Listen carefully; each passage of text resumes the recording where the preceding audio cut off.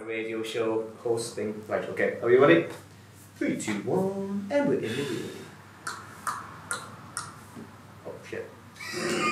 You're listening to Off the Stage with your hosts, James Berry and Conor Michael, where we take musicians off the stage and into the pub to talk about the ins and outs of the music world. Hi guys, I'll take over because James isn't with it at the minute.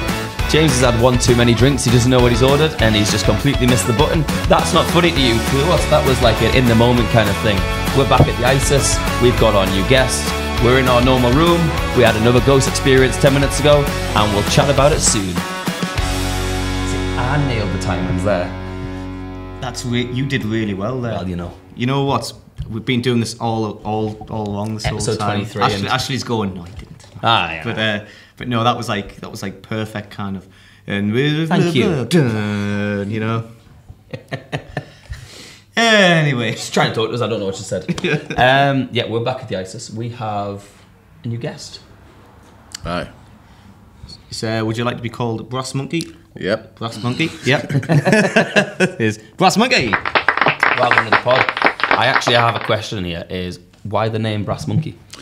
Where did it come from? Good question. A lot of different reasons, none of which are massively interesting on their own, but all together they're kind of. Well, first of all, it means cold, and I'm of the north. My strings, I focus on the bass strings, and they're 70% brass on my guitar.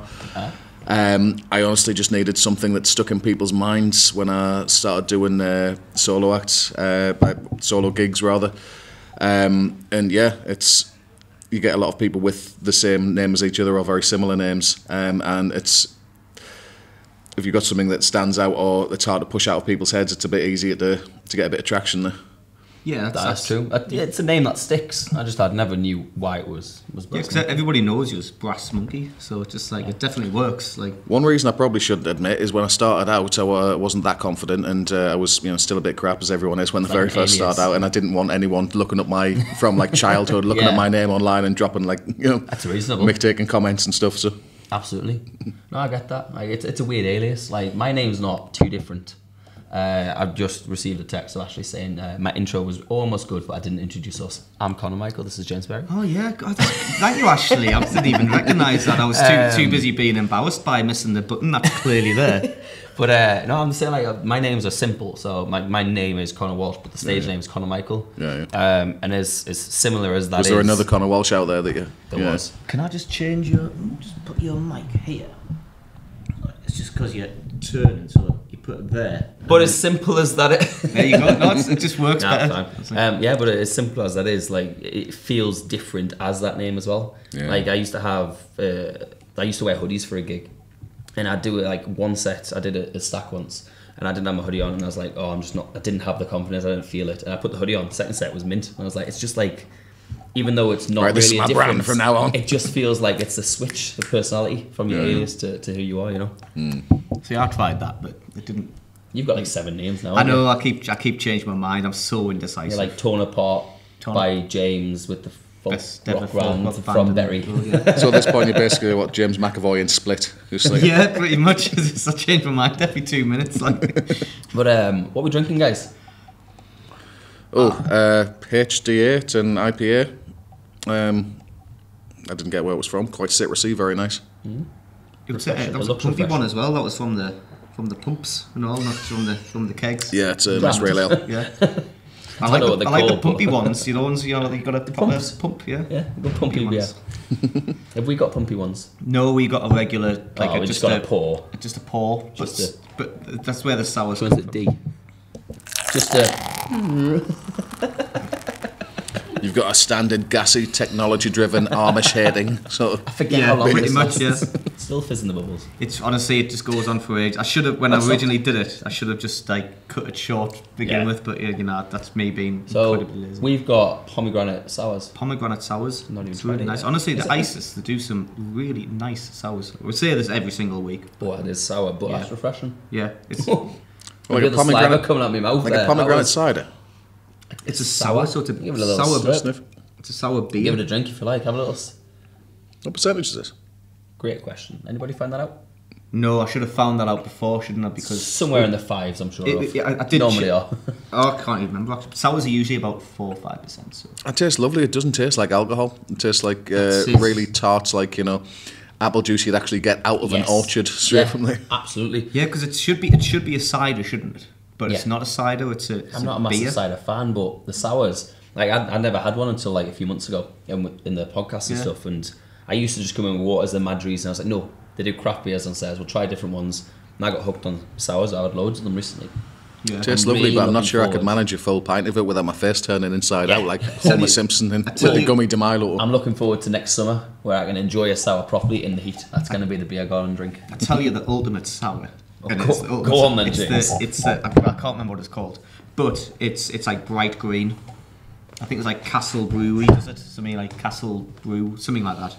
But it's like bright green. It's like weird as hell, like, and it's like one of those toxic waste sweets. Blows your head off. Toxic waste street. Yeah. Street.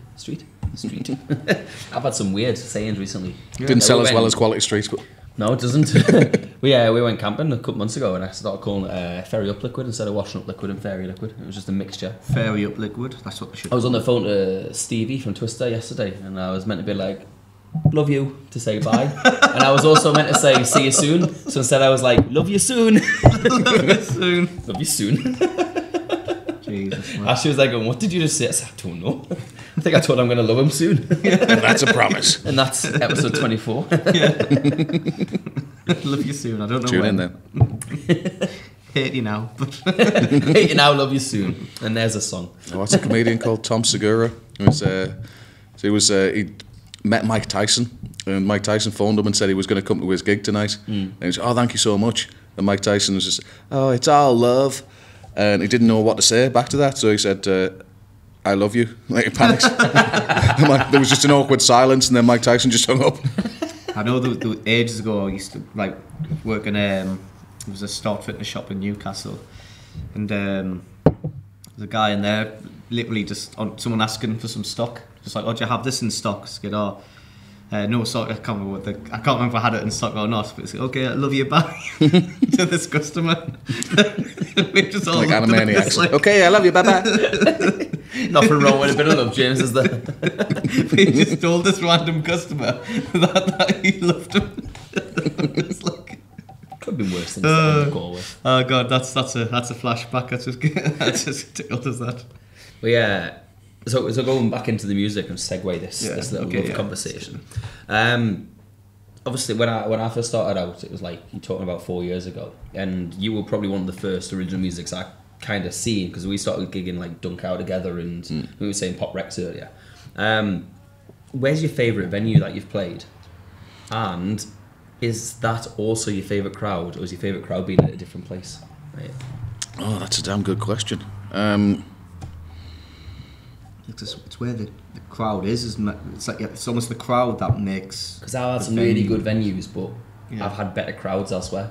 Yeah. But I'm like, I love that venue, but the crowd there would have been better suited there. Like, if you can mix and match them. Yeah. Okay. Yeah. You know, So like if really you could have the best crowd you've ever had experienced in your favourite venue, although it's to me, it's like it's the experience that makes the venue, isn't it? So like it could be. Like, I love a Filthy's gig as much as it gets a little bit slight, but my favourite crowd is from a venue in Castle Bromwich down in Birmingham. It's the Castle Bromwich Cricket Club. I'm like a local celebrity there. I turn up, they know all the words to Home. It's mint. If I can get that in Filthy's, that would be like the ideal, like the local late night one.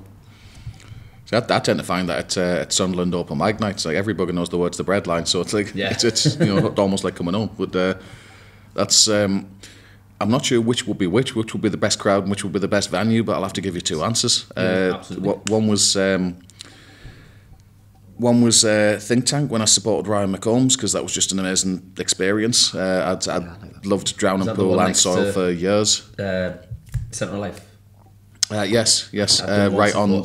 I'm not sure what the square's called, but there's a pedestrianised square just left out of Central Station and then left again. There's a pedestrianised square and Think Tank's right there. I supported there once. It's a lovely little venue. Yeah, it's a great venue. But like you say, the crowd makes the venue. You know, it's I love any crowd at at originals venues because they're there for the music. Yeah, that's the. No one's going to ask for Wonderwall, basically. Yeah, no one's going to ask for Wonderwall. No one's going to like.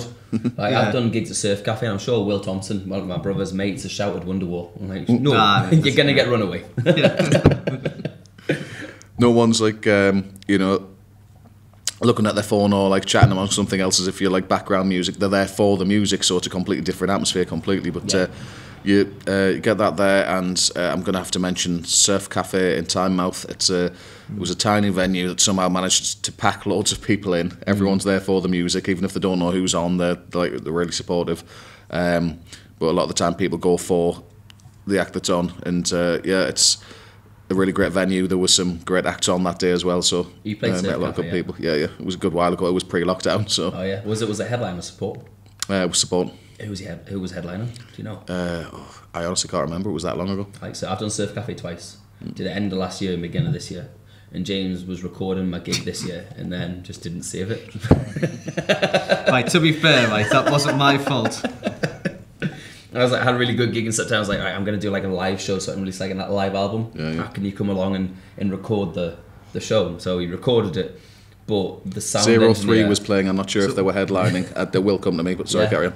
Sound engineer pressed the switch off button before he could press the save. So with a bit of backstory, the thing I was recording with, it was like a proper mixing desk that I had, and it had all the bells and whistles and everything. The only thing it didn't do is you had to turn it off by the switch in order to save. You couldn't just so like this podcast machine here, you press stop and it saves, so it doesn't matter what happens. This particular device that I had, the only way it would save is if you turn it off by the switch, you click off, it'll save and then turn off. Well, anyway, after it was two other acts on as well, and the sound engineer must have been sick of his life and just wanted to get home. I don't doubt him. I've heard half of my stuff. Actually, man, calm down. We're recording a podcast. But he just pulled all these plugs out, and one of them I went to kind of go, oh, okay, best turn this off to save it. Already turned off, and He didn't tell us that night. Dropped. Yeah, because he was so excited. He's like, I can't wait to hear these recordings. And so I said, I'll send you them when they're finished. He didn't charge us, bless him. No, to be honest, I wasn't going to anyway because it was my first ever experience recording live. So you were like my guinea pig kind of thing, just to see if I could do it. Can't do it, obviously. So it's we got new technology now. Although saying that, I did come to your gig at Any Volume, and that was successful. That I was did quite record a good that. record. I was like the week after, I think. Yeah, the week after. I was like, I'll do that. So I saved a little face there. So it's weird because some of the songs I did at Surf Cafe were mint and some weren't, and then the ones that were crap at Surf Cafe were really good at Any Volume. I remember it would have been. Really I didn't like Home from Surf Cafe, but I liked how it went in Any Volume. So yeah, that was a good little mix and match. So you do a lot of solo stuff. Yeah. And I've actually had this conversation with my mate Scott, because I think when the pandemic was coming to an end, if you excuse the siren, happens every episode. Yeah. Siren in the last week's episode happened when we were swapping over the band on the stage. You know what? We just to interject. I say the pandemic came to an end, and that's the way a lot of people describe it. But it's more like we just stopped paying attention, or we stopped caring. No, I stopped caring the first day we were in lockdown. I don't know the official sources stopped caring as much because nothing's really changed, has it? We're just not shouted at as if we're killing babies if we go outside without a mask. Nothing's really changed. We're just not shouted at for everybody acting has the normally same anymore. They did in 2018. But towards the end of lockdowns, as it were, open mic nights will be coming back to a thing. Yeah. And I remember me and Stevie Stoker and Scott Kears came to a venue, and yourself was there, and it was so crammed that we were told to sit down, but there was no seats. Oh, this was out Penshire, Washington way, or somewhere around there. Because there was none open in Sunderland Town Centre at the time. And yeah. I still remember someone heckled, shouted shite while Scott Kears was playing, and he's absolutely awesome. And it actually gave me hope because I thought, right, okay, I never have to take another heckle seriously ever again because Because if someone will tell some jealous like I'd put me wager on that with Stevie or someone. if some jealous like petty local's going to shout that at Scott Kears while he's like belting his lungs out and playing it like pitch perfect, then like you never really have to take a heckle seriously. Not at all. You shouldn't anyway, to be honest. Like, But when you were on stage, I said to Scott, I was like, we're seeing him solo loads of times, and I said to him, do you know where he would be really well suited? Would be in like a kind of like a rock band or a band. That's where I'd see your vocals at. Have you ever fronted a band? Have you ever had plans to do band work or anything like that? I sang for a band called Foo Fighters with a Z. Foo Fighters tribute not the band. Foo Fighters. No, not the Foo Fighters. That would have been one hell of a reveal. Brass, it's Dave here. I can't make this gig. Can you fill in for us, please? I can't. Yeah, but I just got tired of all the success and decided to move to Sunderland. That's what they all do, isn't it? But I could picture that with a Foo Fighter band. But do you ever find like putting a band into the originals or? I'm not against it. I've got people I record with, a good bass player and a good drummer, but bass player Adam Cornell, he's in 6 bands already, and that's what you find with all good bass players and drummers. He's probably the best bass player I know, and it's like it's a shame. He should be up there like with the proper studio style, the depths. He should be doing the studio work with the top people. Like Adam, he's one of the best. But he's obviously just a laid back, cool kid who just loves playing bass. Yeah. And you can't ask for a better bass player, but he can't be everywhere at once. That's true. So it's, I don't know, all of us egomaniacs want to sing or play guitar, and it's very hard to find a good bass player or a good drummer that isn't like just taken up or into band already. So especially drummers in it. It's like you're always in like 6 or 7 different bands. I mean, if I'm getting too many festival offers, I'm sure like drummers and bass players will come out of the woodwork. It's surprising what you can get done on your own, really. Yeah. So do you prefer just doing like originals as like an acoustic set? Because obviously when you hear your tracks, like you've got like trumpets and stuff, and like it's quite a full sound. And then obviously turn up with an acoustic guitar, which is always a good song. But do you have a preference of I'm doing this acoustic, or do you prefer? Well, that's where it all comes from. I mean, it all comes from just testing stuff out at open mics and seeing what works and what doesn't, and trying to develop it from there. So.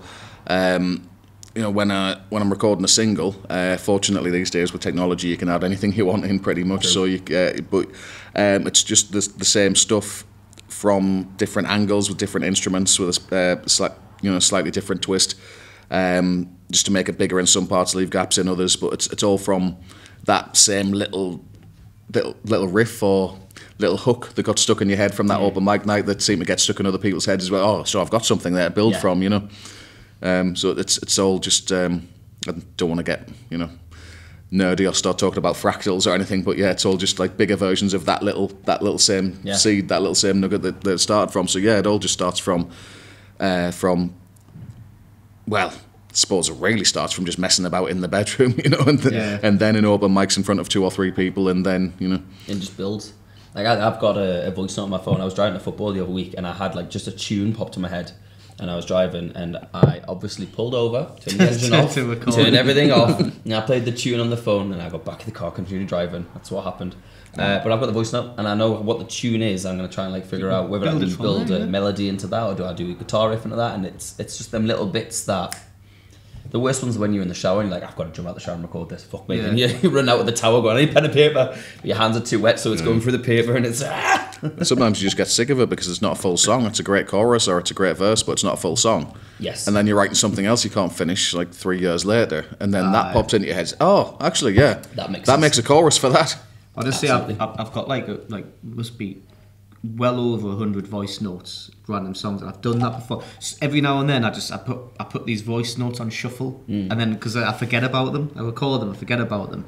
Then every now and then something comes up, and then actually that's pretty cool. Good shout. I basically all the notes, but obviously when we recorded the thing live, that's all my notes are. It's just random ramblings, just with 2 chords. That's all I do, and then it kind of builds from that. But there's always one hook that kind of like that I just say that I don't notice at the time. I've got to listen back to it. I think, it's quite a nice little hook. That can be a chorus. But then you'll have a song that's kind of like a week later, I'll record another little voice note, and that voice note will have some other random thing that's kind of associated with that, because I'm feeling the same thing at the same time, but it's a slightly different melody, but you can put that in the same key, and then you've got your chorus and you've got your verse, and then I'll find some random riff somewhere, I don't know. Yeah. But yeah, it tends to be how like a lot of songs. Yeah, can I try two keys in the same songs? No, I can't. That sounds terrible. Right, same key. Yeah, it tends to be how like most songs get written. You just like them little. It's little nuggets, then bits and bobs, isn't it? Yeah, it snowballs, doesn't it? Just Like good snowball. But I think that's all I had for part 1. Yeah, we'll call that a little breather. We'll come back with part 2, and I still have to figure out a question for that. We'll work it out. Well fair, prepared. I've got loads of them actually. Reserved questions that I really want to ask. So Perfect. Yeah, we'll do that in part 2. One of them. Right. See you on the other side. Right, let's do it. See you soon. What's happening, guys? Connor here. Just to let you guys know, I am headlining Little Buildings on the 28th of January. I have support from 2 guests you've seen on the show already, Josh Hennigan and the Priters. Tickets are only £5 each. They're probably going to be a sellout, and hopefully it becomes my first sellout gig that I've done. I come very close before at Surf Cafe, and I was 1 ticket off. So yeah, if you want to get tickets to this, you can go on my Instagram, on the bio, the link trees. It's all got the ticket links. I pretty much post it all the time on social media anyway. I'm sure we'll post it on the Off the Stage podcast social somewhere as well. But yeah, if you can get yourself a ticket, buy them for your friends, Christmas presents, it's all coming around the corner. The quicker we sell them out, the quicker I can announce the next project that is happening in March. So yeah, I'll leave that cliffhanger there. Enjoy the rest of the pod. And I managed to hit it this time. It's actually got the thingy, so that's great. Yeah, I'll give myself a round of applause for that. There we go. Well done, James, for doing what you've been doing for 23 weeks. Yeah, it's been 23 weeks. It's like half a year nearly, isn't it? Yeah, pretty much. We're 3 weeks away from it. God. Gonna run out of acts. Do you know what I miss doing? And we only did it once. The playlist thing. We've still got our official playlist from September. We've still got on the top of the link tree, haven't we? Yeah. We'll do that. We'll do. Tell you what, shall we do a Christmas special? Should we do December? Who's got the best December, Christmas playlist? yeah. Are we doing original Christmas or like local Christmas? Or are we doing like just Christmas songs? I think we could do a bit of both. So we could do like local artists covering, if they've got like a cover. It has to be on Spotify because it's obviously a Spotify playlist. If you've got an original Christmas song, or if you do a really good cover. I mean, would that be? Because how many is the demand? Is the demand? Maybe we could ask them. Here's a shout out. Song? Anybody who fancies getting involved in our playlist, we are offthestageuk@gmail.com. Is that the email address? Drop us an email. Let us know what Christmas songs you've got. Whether you've got an original. I've got mine. Home's Where the Christmas Tree Lies. Oh, you do? Whether you've got covers, I'm sure I've seen someone release Stay Another Day and stuff like that. Like there's loads of yeah. So I was thinking, is it fair to kind of like do a playlist where there's people covering Christmas songs? I guess if it's local artists, then that should be alright, shouldn't it? Because I don't know how many local artists have literally wrote and released a Christmas song. I'm sure there'd be loads, to be fair. Yeah. But we'll have a think. Cause, yeah, if you've got a cover or an original, let us know and we'll see which one we're going to my immediate thought was Twister, Spaceman Came Travelling, because that was a flipping really cool cover. Yeah. But if it's we can mix and match. Even if we did like a proper Christmas song, but you put 5 local artists in there. Yeah, you have to something have 5, local in there, you know. Yeah. We'll come to that. But any suggestions, even if you know someone who's got these kind of songs, send them our way, and we're more than happy to put them in December's playlist. I'll have to release my Christmas song. Just Oliver Cromwell would have enjoyed Christmas if he had a beer. Very long-winded, but. Have you ever done any Christmas music there, Brass? I have not. Do we call you Brass or Brass Monkey? Is Brass like your first name?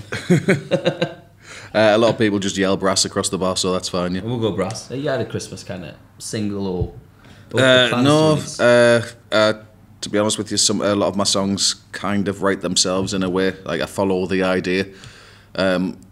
I don't really write deliberately, if that makes sense. Fair enough. Releasing a Christmas song is like the holy grail for most musicians in terms of never-ending money or royalties, but it's also one of the hardest things to do. So I've never really tried. To be honest with you, I'm still trying to learn a Christmas set for solo gigs, full of. Still don't have 90 minutes of Christmas songs. Yeah, you don't need them. I just do like Fairy Tale New York at the end. That's it. Fairy Tale New York. Yeah, that's it. You spare them about. You start with Christmas, you end with Christmas, and then you just put a load of normal floor fillers in the middle. Yeah. honest to God, I played like Red Wings. We played the weirdest Christmas gig I've ever played. It was like a Christmas party. It was at the Stadium of Light, and the only request was no Christmas songs. Like, I swear to God, don't play Christmas songs.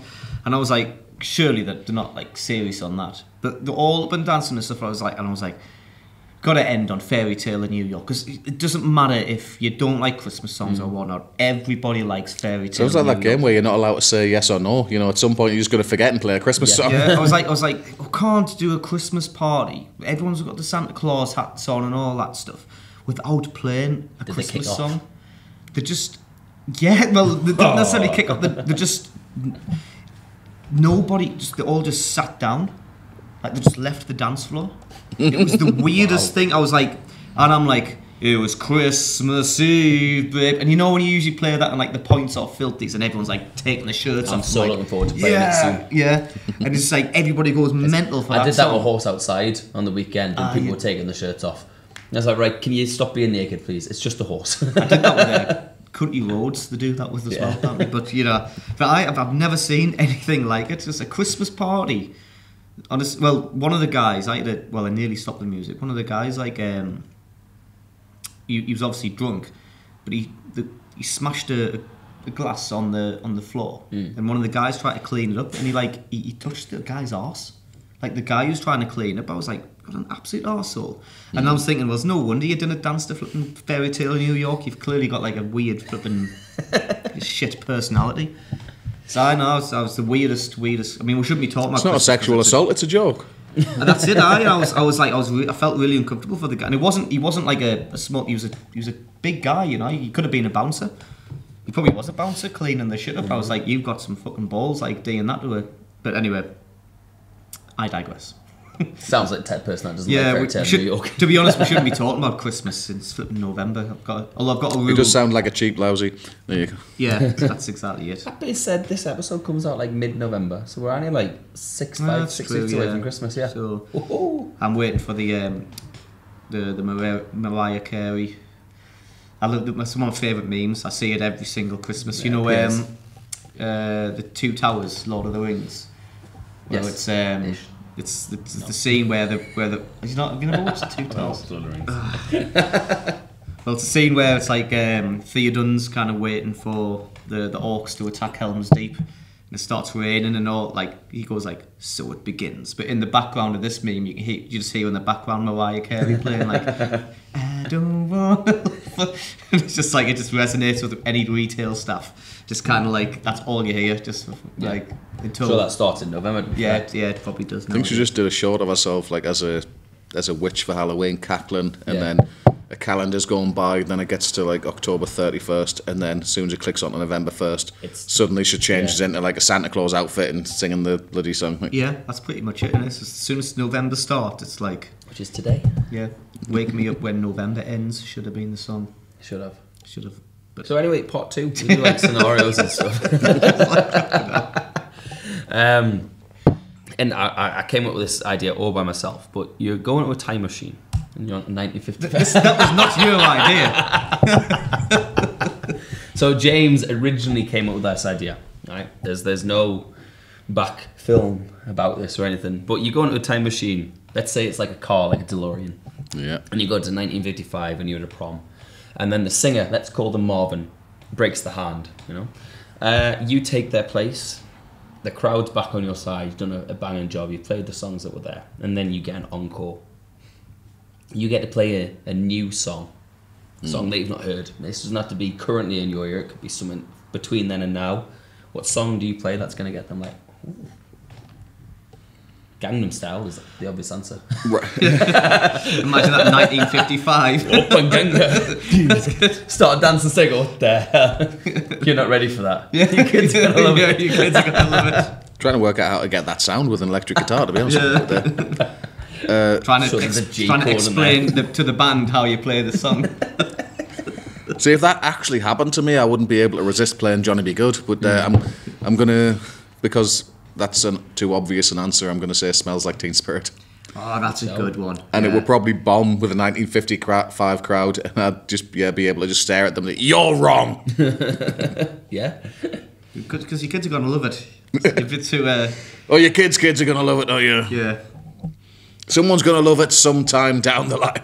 Although, I mean, when did Johnny Be Good come out? Because like, your kids are gonna love it. I mean, that wasn't that much. Like, it was only like 10 years later or something, though. Yeah. Like, That was so, 60s, I mean, wasn't it? So the kids, Find out for you, Bez. your kids are gonna love it. Yeah. When did Johnny Be Good come out? Because your kids are gonna love it. So say these. Your younger cousins are gonna love it. Yeah. So how old were these kids? Like in the prom? It's high school. So what? So they'll have when been you- like between 16 and 18 in 1955. Yeah. So when did Johnny Be Good come out? Do you want to hazard a guess? I was going to say like 1959 or something. 1963. That's just two completely random guesses. It was released in March 31st, 1958. So 3 years 3 later. years later. So how? So say so the 16 to 18. Let's do the maths here. So say, just be generous and say that they're 21 years old. Because it's In- American. Look, isn't it? Hill Valley was an uncool area. There was a hot new song, and none of them got it. So even if they had some prom night dumpster babies, and they were like, We're all thinking Family Guy. yeah, absolutely, yeah, that's the quote. So say there was like some underage to 18-year-old and they were pregnant. That kid would be 3 years old. Two when you take out the 9 months pregnancy. Yeah, 2 years old, and he's not going to bloody love that song. You might do. Well, I mean, might do, but your kids are going to love it. Well, the kid's 2 years old. You want to listen to the Wiggles and Wham and And surely Yeah. if that song's going to come out in like 3 years' time, they're going to be of that age where they would enjoy that kind of music, you know? Yeah, so the should is really. I mean, this is a plot hole. This is And the all- only, like, obviously when people do like Back to I've the just- Future, they do like time travel conspiracies. Yeah. This is the only conspiracy that involves that song that anyone's ever done on a podcast. Yeah. Also, I mean, this is one it's known. The guitar that they'll have been 21 at the oldest when that song came out. Yeah. So yeah, prime age to enjoy So the your kids are the going new to Chuck love Berry it. song. You'll probably love it, and you think like, hang on a minute, I've heard this bloody song before, because it's not going to be too far away Maybe from. that's why it became a famous song. People are like, I've heard this song Heard before. this song? To be I'm going fair- to stream it because obviously they streamed it all back then. But that guy played my prom. We're kind of being idiots though, really, because they're all dancing along to Johnny Be Good. It's only when he starts playing like the 80s death metal that he's Yeah. playing at the high school at the start. Oh, he sort that's of where he says eases his kids into are the gonna- 80s yeah, death metal true. when everyone starts looking at it like, what the fuck are you playing here? And he kicks over the amp thing. Oh yeah, okay. You know, I'll so- reflect that then. So it's the kids are going to love the His, finger yeah, tap so and their all kids, that the bit. 1955 teenagers kids are going to love the 80s death metal, That's Yeah. true. Oh, right. Okay. which is still that's- debatable. That's fair enough. However, Some of them will. yeah. However, the guitar apparently came out like a few years after that. So Marty McFly Marvin must have had to find the DeLorean, go into the future, find that Gibson guitar, take It was a back with custom, him. and Gibson stole the design from Marvin. Yes, that's it. That's the one. We've closed the gap. Are you saying a film based on time travel got something wrong? Oh no! Great Scott!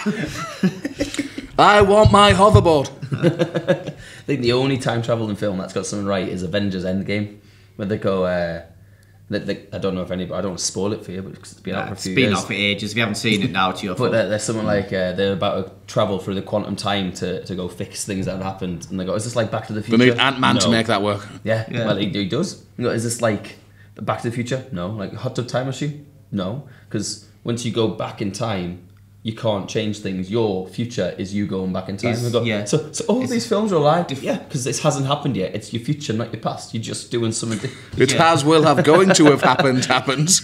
Well, but it hasn't actually happened the yet. closest with to that- being correct. With that one, it has happened, but all you've done is you've went through a different dimension. So that timeline is still happening. It's just you've transported it Just to a someone different else. timeline. Yeah. You've branched yourself into a parallel universe where that's Yes. not happening to you anymore, but it's still happening to the original people you've left by branching off into a parallel universe. Exactly. Yeah. So Welcome you to haven't Off the changed Stage, the where we future. talk all things Yeah. music. So you haven't changed the future. You've just went into a different timeline and altered that particular, you've just created a new paradox. That's what that is. But that paradox is still happening. But that's all that happens in time travel. Back in the future, when he changes and brings back the magazine and stuff, different paradox. Because that's not what happened when you... But Endgame, it's just like it's out of sight, out of mind. But if you're creating a new timeline in an entirely new set of events, an entirely new set of people, an entirely new universe, where's all the stuff come from to make that, you know? Like, if you've still got the original universe and the new universe created by that one decision, does that mean that the amount of matter in the universe doubles at that point, and then to create the new universe that branches off? We should get Brian Cox on the show to explain, because he's a keyboard player. Yes, he is. So Brian Cox, if you're watching... Because things can only get better. Yeah. I think Bonkers from Dizzy Rascal. Yeah. Be a banger. Imagine that. Bonkers. Or like an Eminem. Yeah. Like a Lose Yourself, a Rap God. Step with it. I mean, I was thinking something like I Want It That Way by Backstreet Boys. Did you see the new War of the Worlds with Gabriel Byrne? No. I don't see many films like that. Long story short, there's a time paradox in it, and he has to prevent a massive disaster and everyone in the world die, and he has to push a 16-year-old girl off a hospital roof. And it makes you think, if someone, you know the old thing like, oh, if you could go back in time and kill Hitler as a baby, would your ethical argument? And a lot of people say, yeah, of course you would. And you could probably make an entire film about just someone being in an asylum in like 1920s Germany explaining why they killed a baby called Hitler. Well, that's it. That's a good point. Like an alternative universe. I can't remember who it is, but he makes the point of whenever you see them baby murderers and you go, they're an absolute monster. You don't know that. Yeah, they could have been baby Hitlers. You know, that kind of thing. Imagine if that was your defence in court. Well, I'm actually a time traveller. It's like I'm a time traveller, and he was like literally the next Hitler. Yeah. Well, this like question Africa went on a turn, didn't we? Yeah. Oh, Africa by Toto. Bit mint. Yeah. You'd have to try and find it. You'd have to ask do you have a sample pad? It's like, what the fuck's a sample pad? This is 1955. Oh, I'll tell you, if we went back in time, we have to do tribute. Oh, imagine that, because you do the best song in the world. This is just a tribute. That is. I don't know how it would go with like a school prom though. That's the thing. Doesn't matter. If you're looking at when you get to the end, because I think we've done that where it gets really hectic towards the end as well. Yeah. Like that'll be the kind of thing where they go, "What the fuck?" and you go, "You're not ready for that, but your kids are gonna love it." But we'll snap strings. And do you think the best song in the world that Tenacious D are talking about in that tribute is the same song that Bill and Ted failed to write and were supposed to? Well, similar to what my theory was. My theory was, when you write the song and you've got something in your mind and it loses your mind, you can't. You're like, that was the best song I could have ever written. It would be a very Jack Black thing to then write a song about the song that didn't get written, and it's a tribute to that song. That's my theory. Is he's wrote a really good song, didn't actually put pen to paper. He wrote a song about it. I was so high, forgot the song. Well, if I wasn't that high, I wouldn't have wrote it in the first place. Yeah. Well, because he did. That was me trying to do Jack Black's voice, but it sounds a bit more like not Shakira, Anastasia, but they're very similar to each other. To be fair. Well, if you know how it really feels to be left outside alone. It's very Jack Black. You get 3 more seconds, otherwise then it becomes like copyright. Yeah. What fair use sample. I think I'm going tribute. I think that's a cool one. Yeah, that's a good one. I'm just thinking like, you know what I would do? I'm just thinking in the scene where it's like it's a prom. It's like a 1950s prom.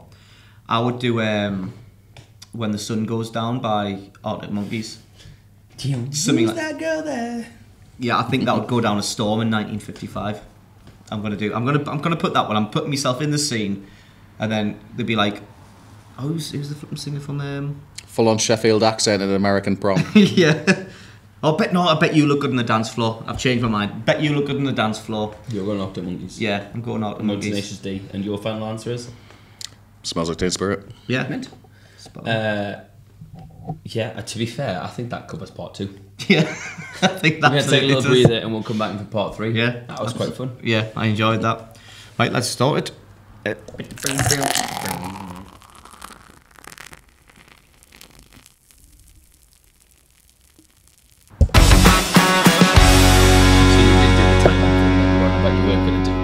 What's that? So you did do the timing thing. That you I did do the timing thing. The thing is, like, behind this, James got, I'm going to do a timing thing so it helps me link it in. No, I'm not going to do it.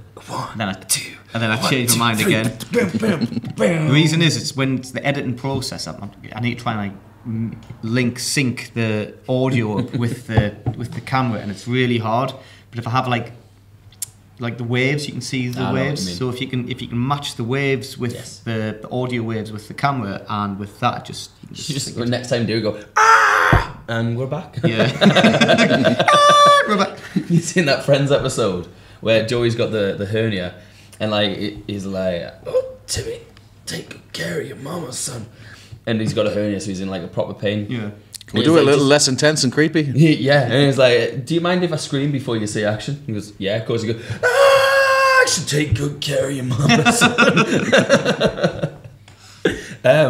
But back to the music stuff. Obviously, your stuff actually does quite well globally. I'm sure you've done like Australian charts and stuff. How do you go about getting it out in the global like charts? And who do you speak with? Like, what do you do to get your music heard outside the UK? Blind luck and a shitload of time. Great. Next question. All of that comes from social media. To be honest with you, just looking at just scrolling through musicians groups and following people who look for someone who's at the stage you want to be at, or the stage just above you, on Twitter, and follow the people they're following, and then unfollow the people who don't follow you back. There's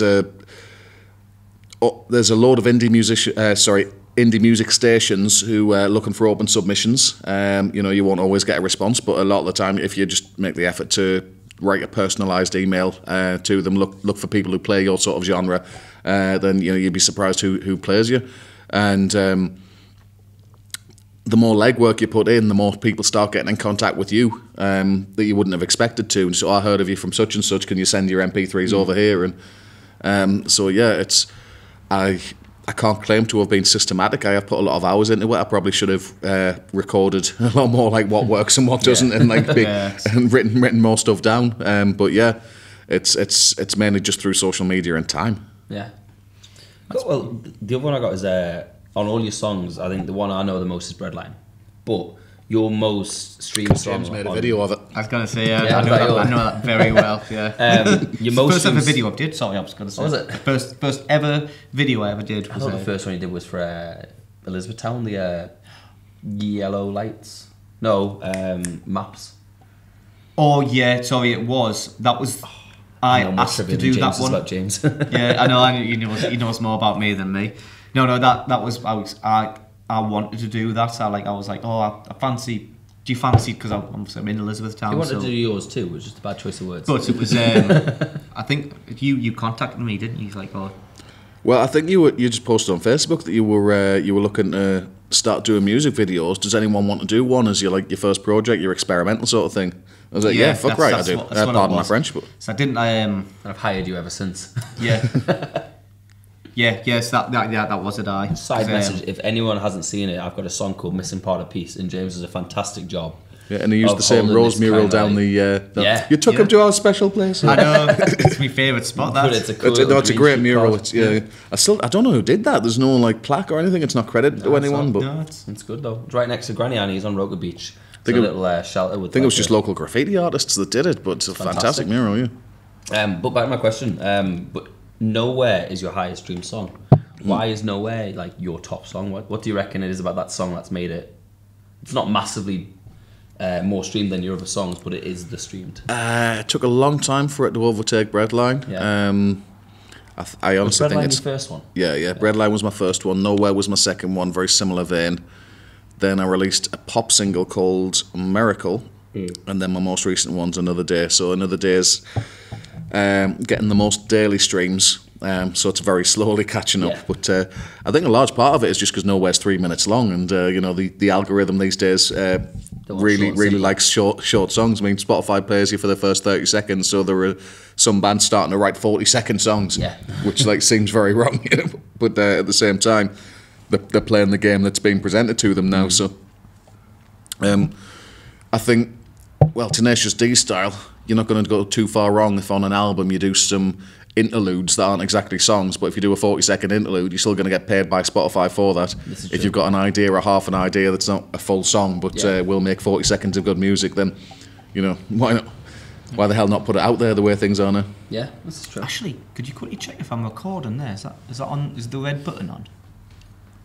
Red button. Is there a red sign? Red circle in the bottom. Oh, that's all right. We nearly had to repeat all of this. You know what it is? Like, I've got such a terrible memory where I'm like, I know I pressed record on that one, but then I get like 5 minutes into this. Did I actually? Because I've got and a tiny bit of OCD, whereas even she's just this second checked. There's a red light on there. You kind of want to ask her to check again. No, I'm not that bad, but I'm like, I have but no... a tiny bit in the back of your head. Yeah, I have no memory. So even when you check the door's locked, and you've just checked for the second time, but there's a little bit in the back of your head, just check again. Because there's loads of like episodes we've done where I'll be mid-conversation with a guest, we're talking to it, and then James will just stand up and walk towards the camera and go, oh. Because I've got no memory of... It doesn't no like, memory just of like turning on the camera. guys. It just walks up, and everyone who's watching on YouTube goes, oh, there's a big picture of James. And the reason... So you're just writing memes in my head of Gandalf walking around like, I have no memory of this place. Yeah, pretty much. That's because I can't remember turning on. I was like, and I can't carry on the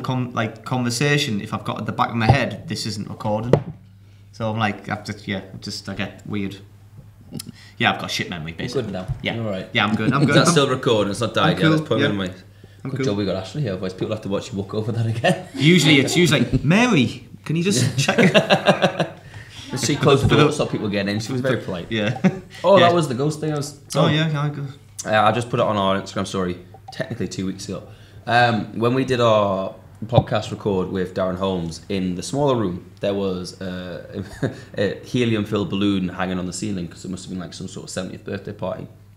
And shout out to Darren Holmes, awesome musician. Sorry, carry on. No, fantastic musician.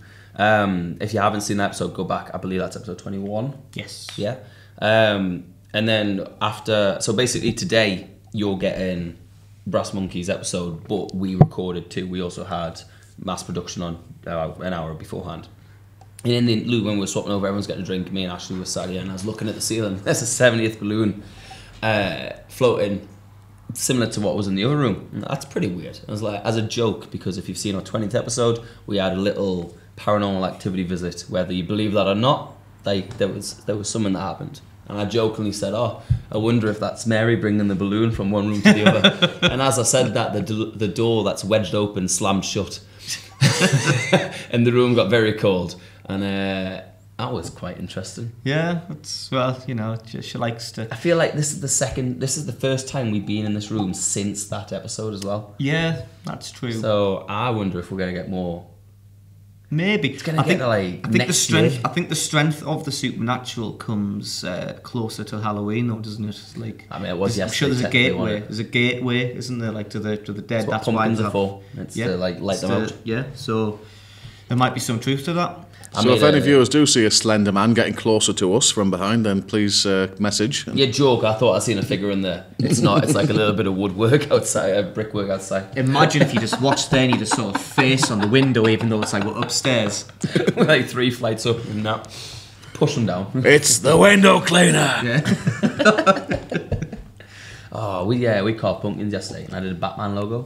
We didn't get pumpkins. But the more I look at it, it looks like a Crobat from Pokemon. I'm like, it was a really shit logo, to be fair. Well, I mean, just even if it's Crobat, it still counts as a bat, isn't it? Yeah. Ashley did a really good one. She put like little ha-has on the small pumpkin, and it came across. That's really cool. That's pretty cool. Yeah, we kind of went Batman thing. Didn't plan it. Yeah, it's weird that we're only one day out from Halloween, doesn't it? Now, it seems like it's forever ago now that the whole thing's behind us. I know, right? And now it's bonfire night on its way. Little terrorist night. Yeah. Yay, terrorists. People are already getting the Christmas trees out. Calm down, James. Just the shit basis. I know, out of context. I know. It's a different Do you think there should be a law that if someone's already got the Christmas tree out, you should be able to chuck it on the bonfire if it's before November 5th? I think so, yeah. That means we do Christmas decorations on the 6th. We should make that a tradition. Sunday! Yeah. Oh, well, it's going to be the 14th this comes out. So the bonfire night would have happened then, wouldn't it? Yeah, let us know how your bonfire was. Did you do it sensibly? When I was a kid, the one and only time they put bonfires, because I lived in North Shields, and one and only time they did it in the, I think it's like a Northumberland Park which is right next to the library, and they put like a little event on. Yeah. And it was the first and last time they did it because the fireworks then just fell and then aimed towards all the unts, and my dad had to chuck us out the way of these fireworks flying out. I'm sure. Tell us your favourite bonfire stories. I'm sure it was in North Shields. I've seen a video of a guy on a mobility scooter riding down North Shields with like fireworks blasting out the side. Have you not seen that video yet? I have not, no. It's just a guy on a mobility scooter, but he's got two. It's like it must be like I can't remember what you call them, but you know, just the instant shots, like just there, just driving. Roman down. candles. Yeah, Roman candles, but it's shooting at both sides. Parked cars, and then there's other cars coming the other way, and he's just driving down. Like, I'm sure that was set in North Shields. I only seen it today. So There's a video of a guy holding one of those, and he's okay at the end of it, but you can tell, like, as soon as it starts shooting, he's confident, and then as soon as it starts shooting, his expression changes, and he manages to keep hold of it, but you can see he's, like, regretting all of his life decisions. It's like, I've seen loads of videos of people with fireworks that didn't come out very well in the end. yeah, it's just fireworks. This might be the latest we've done a podcast yet, so I'm not entirely sure what time Last Orders is. It's 10 to 10 now. I presume it's probably going to be like 10:30 or something, but just to avoid getting kicked out last minute, do you have any upcoming shows, songs you want to promote to the audience? Not at the moment. Shout out to Jonathan Honor. Just saw him at Microbus Gateshead. Awesome musician, northeast punk musician. Just saw Josh Hodgson. Just saw Yuma at Unique. Unique's got live bands on every weekend at the moment. Just at the top of Homeside, just up from the Cooper Rose. Your song of the week this week, Yes, at the minute. it was. Or 2 weeks ago. 2 weeks ago, it was song of the week. If you know anyone who's got any songs coming out or have come out, you want us to recommend a song of the week, let us know. We're always looking for options because I picked them last minute. But I'd love to kind of have a backlog of them. But sorry, continue. Yeah, the Blues and Bourbon gig. It was great to play. I played a lot of new songs. One brand new, but I played a lot of songs that I've never played in public before, unreleased songs that I'm going to put on my first album, and they went down fantastically, thank God. Cool. Otherwise, I'd be writing different songs to put on the first album. So look out for that. That should be out next year. Shout out to Crowley, who just played Independent. Unfortunately, I missed them because I'd already agreed to go and see Yuma at Unique.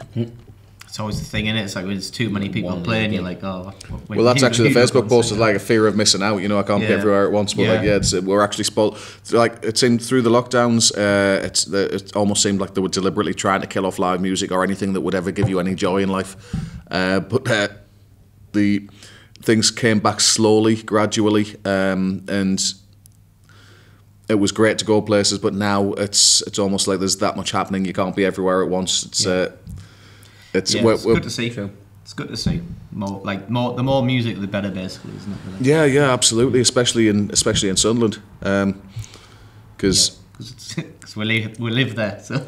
Well, because that's You guys do. It's great to see it in Sunderland because that's where we live. Yeah.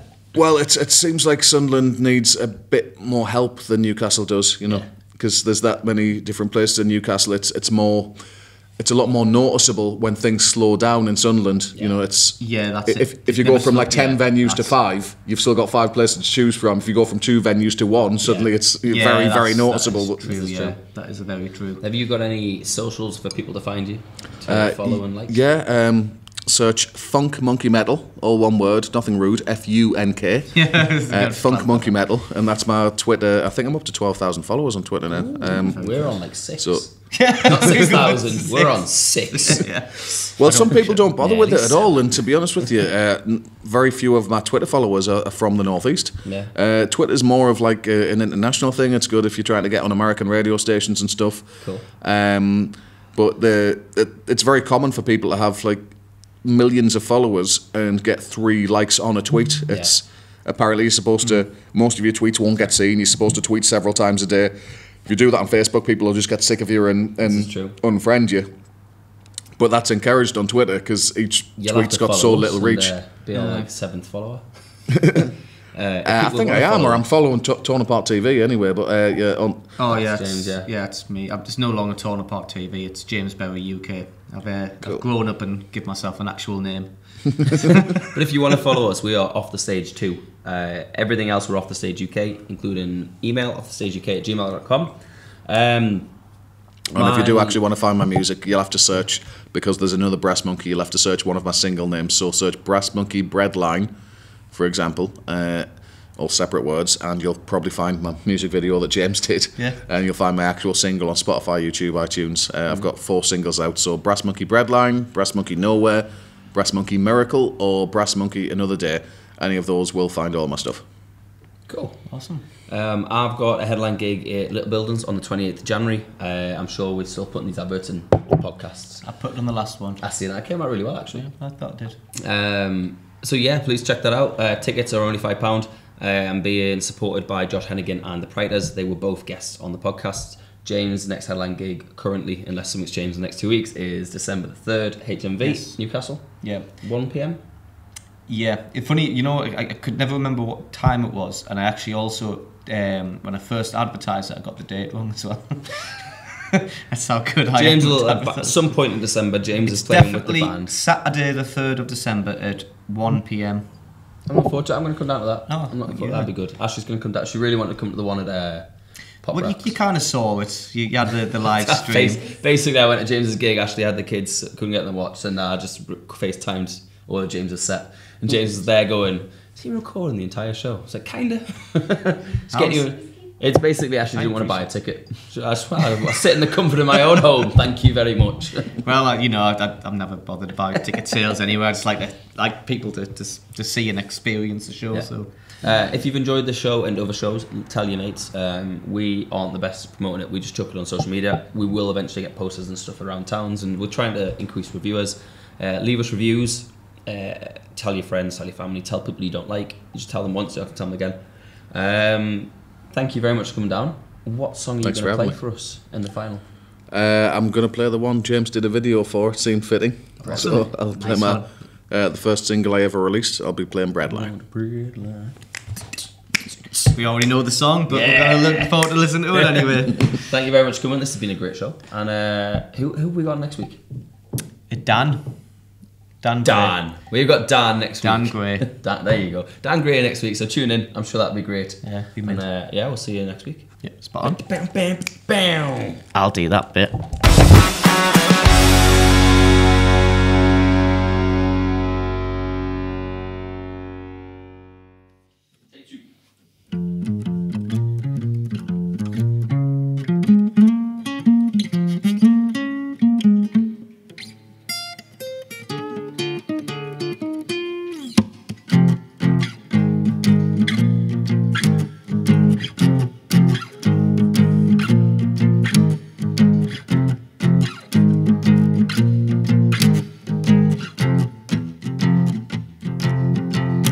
I took to rambling,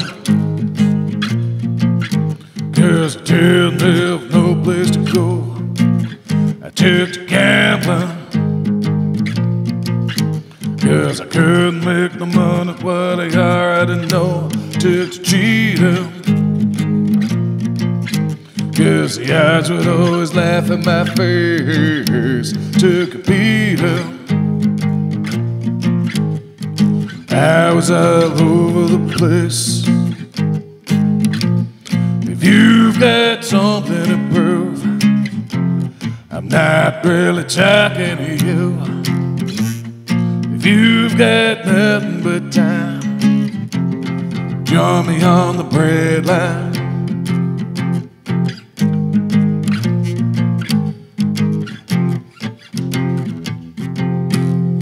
I took the wrong road, guess I didn't see the sign. I took a hard load, ran round circles while I wasted my time. I took the long way, and I've still got nothing to show, 'cause it's the wrong way. Tell me something now, I know. If you've got something to prove, I'm really not talking to you. If you've got nothing but time, join me on the bread line. Join me on the bread line. Join me on the bread line. Come, baby, tell me where it's feeding time.